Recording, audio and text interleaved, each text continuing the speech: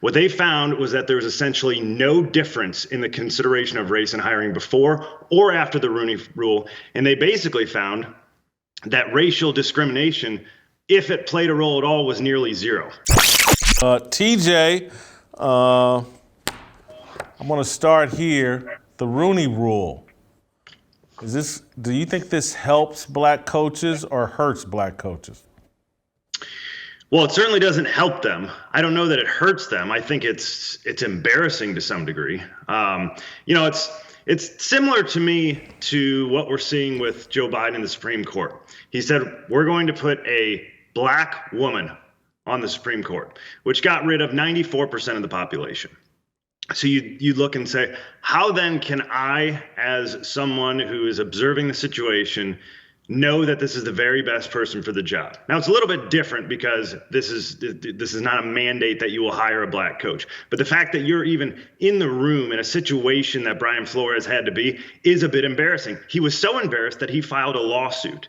And so if I were one of these coaches that knew that I was the guy that had to meet the Rooney Rule, I'd be incredibly embarrassed, because in order to get there in the first place, you have to be incredibly qualified. And you should not be talking to someone who's not interested in your services, because for you to be a coach that should be in contention for a head coaching job in the NFL, you're unbelievably qualified to begin with. So the proof of my statement that it's not working at all is actually a study by the University of Indiana. There was an economist, Todd Walker, two other researchers with him, came out and they wanted to look and see, is there any racial disparity in what we're seeing in coaching practices in the NFL? So they looked between 1970 and 2008.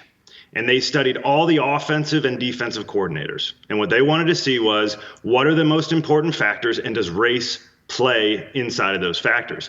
What they found was that there was essentially no difference in the consideration of race in hiring before or after the Rooney Rule. And they basically found that racial discrimination, if it played a role at all, was nearly zero, and that it was based almost entirely on age. They tend to hire younger coaches because they think if they can get them young and they perform, they can have them for a long time, have stability like we've seen with the Patriots and Belichick. And part of their methodology is they wanted to see performance, and that's easy to quantify in the NFL. Offensive coordinator, how many points per game did you have? Defensive coordinator, how many points per game did you allow? So they put these things all together and basically found that racial discrimination in hiring a head coach in the NFL largely does not exist and has not been affected at all by the Rooney Rule. So hold on. The study says that they're not making the decisions on race, and that the Rooney Rule hasn't made it more likely for a black guy to be named head coach.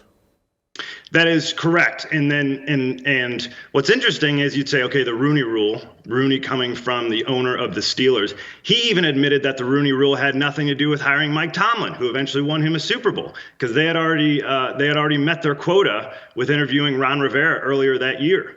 And so when you find a qualified black candidate, you hire him, as you should, because if you can get your hands on Mike Tomlin, you do that. If you can get your hands on Tony Dungy, you do that. I would still today go get Lovie Smith. I think you do that. I mean, there are qualified black coaches out there. I think you're doing a serious disservice trying to put someone who's perhaps not qualified in a room early on.